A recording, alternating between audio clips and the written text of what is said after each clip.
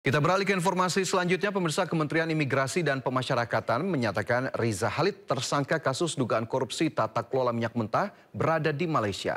Sebelumnya Kejagung sempat menyatakan jika saudagar minyak itu sudah lama berada di Singapura.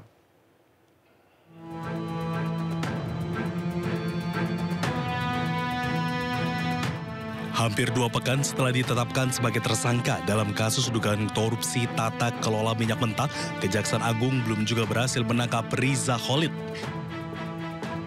Sebelumnya, Kejagung menyatakan ayah Keri Ardianto yang juga tersangka dalam kasus yang sama itu diduga berada di Singapura. Untuk itu kami sudah kerjasama dengan perwakilan Kejaksaan Indonesia di luar negeri, khususnya di Singapura. Sementara itu, Wakil Menteri Imigrasi dan Pemasyarakatan Silmi Karim menyatakan sudah mengendus keberadaan Riza Khalid. Saudagar minyak itu rupanya selama ini berada di Malaysia.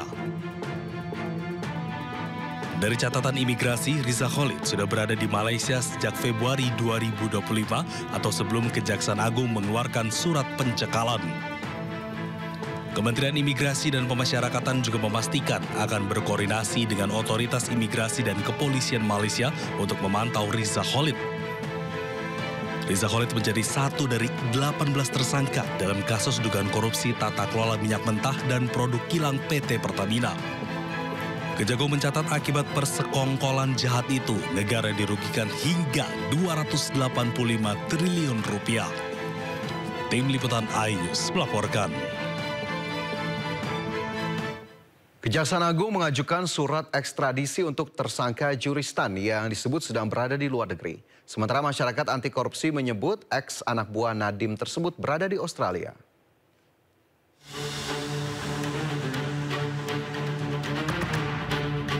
Penyidik Kejaksaan Agung mengajukan ekstradisi untuk staf khusus dari ex-Mendikbud Nadiem Makarim, Juristan. Juristan merupakan satu dari 4 tersangka korupsi laptop di era Menteri Nadiem periode 2019-2022. Sebelumnya, Koordinator Masyarakat Anti Korupsi atau MAKI, Bonyamin Saiman, menduga Juristan berada di Australia. MAKI mendesak agar Kejagung segera memasukkan Juristan ke daftar Red Notice Interpol agar segera ditangkap dan dibawa ke Indonesia. Dalam bentuk Kejaksaan Agung harus menempuh 2 upaya. Pertama, red notice ke Interpol supaya segera ditangkap oleh polisi setempat di negara tersebut atau melalui negara langsung tersebut bilateral. Dan dugaan saya Juristan ada di Australia. Pernah terlihat di Sydney dan ada jejak juga di Alice Springs, sekitarannya lah gitu, sekitaran Alice Springs. Itu informasi yang saya dapat, maka Kejaksaan Agung bisa menyasar lebih presisi yaitu langsung ke Australia. Juristan merupakan satu dari 4 tersangka korupsi pengadaan laptop era Nadiem. Adapun 3 lainnya adalah mantan konsultan Kemendikbudristek Ibrahim Arif, Direktur Sekolah Menengah Pertama Kemendikbudristek Mulyatsyah, dan Direktur Sekolah Dasar Kemendikbudristek Sri Wahyuningsih. 2 tersangka telah ditahan, sementara 1 lainnya menjadi tahanan kota karena disebut sedang sakit. Komisi Pemberantasan Korupsi memeriksa istri Kepala Dinas PUPR Sumatera Utara Topan Obaja Ginting, Isabella Pencawan. Isabella diperiksa sebagai saksi dalam kasus dugaan korupsi pembangunan jalan di Dinas PUPR Sumut dan Satuan Kerja PJN Wilayah 1 Sumatera Utara. Menurut juru bicara KPK, Budi Prasetyo, pemeriksaan Isabella dilakukan dalam rangka tindak lanjut penyidikan kasus korupsi proyek perbaikan jalan di Sumatera Utara dengan tersangka Kadis PUPR Sumut Topan Obaja Ginting. Dalam pemeriksaan ini penyidik mempertanyakan mengenai uang 2,8 miliar rupiah dan 2 senjata api yang ditemukan penyidik KPK saat melakukan penggeledahan di rumah tersangka Topan Obaja Ginting.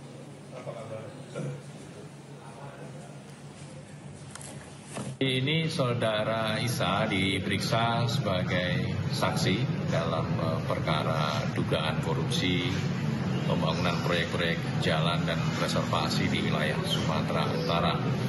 Saksi didalami diantaranya terkait dengan hasil penggeledahan yang KPK lakukan sebelumnya, yaitu di rumah tersangka TOP, ya, yang tentu juga menjadi rumah saksi Isa ya. Dikonfirmasi terkait dengan temuan-temuan dalam kegiatan penggeledahan tersebut, diantaranya terkait dengan uang yang ditemukan dan diamankan di rumah saudara TOP. Bang, komentar dikit Bang, gimana terkait penangkapan ini Bang? Gimana Bang? Ada komentar Bang?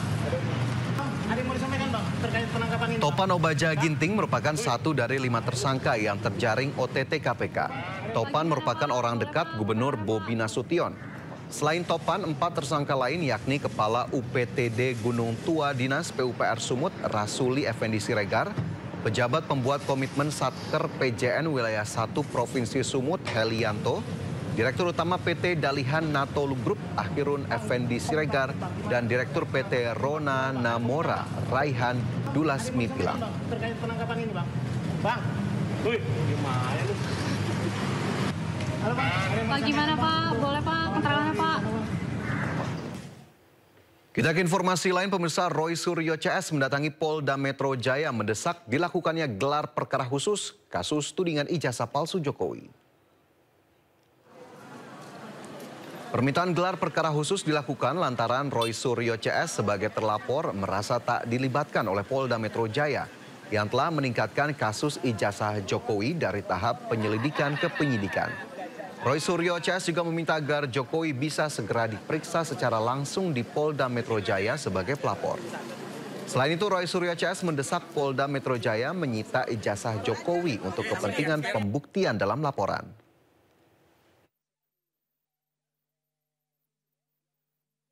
Penting ini kami sampaikan karena harus ada tindakan berimbang yang sama, equal, agar ada jaminan keadilan dan kepastian hukum.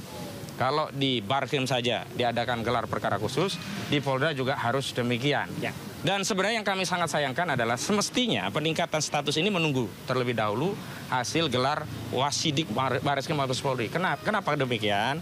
Karena perkara di Polda Metro Jaya dengan perkara di Bareskrim itu sangat beririsan. Sebab tidak mungkin orang bisa dianggap menyebarkan fitnah, ya melakukan pencemaran tentang ijazah palsu sebelum dibuktikan ijazah itu asli. Nah, ijazah yang dipersoalkan ini belum ada hasil kesimpulannya. Ya. Bahkan kami dengan tegas menyatakan sebenarnya proses di Polda Metro Jaya tidak bisa ditingkatkan ke penyidikan sebelum ada putusan pengadilan yang berkekuatan hukum tetap yang memberikan ya deskripsi sahih tentang ijazah saudara Joko Widodo. Pelaku penyelidiknya berbeda sehingga tidak bisa disatukan. Dan paling penting adalah ada kekhawatiran kami kalau tidak disita. Ini kan sudah banyak ya kasus-kasus belum sampai selesai itu kebakaran ya. Di Kejaksaan Agung lagi memeriksa perkara tertentu kebakaran. Di Pasar Pramuka ada modus operandi pemalsuan di sana juga kebakaran.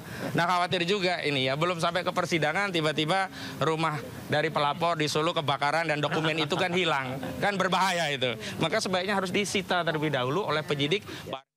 Oleh karena itu, ya, saya pun mengatakan kami selaku quote and quote terlapor itu sudah siap 11.000 triliun % siap kita ya untuk hadir. Ya, tetapi sama seperti tadi yang disampaikan Pak Ahmad Kosinudin, dalam perkara ada yang melapor, seharusnya pelapor itu duluan yang diperiksa.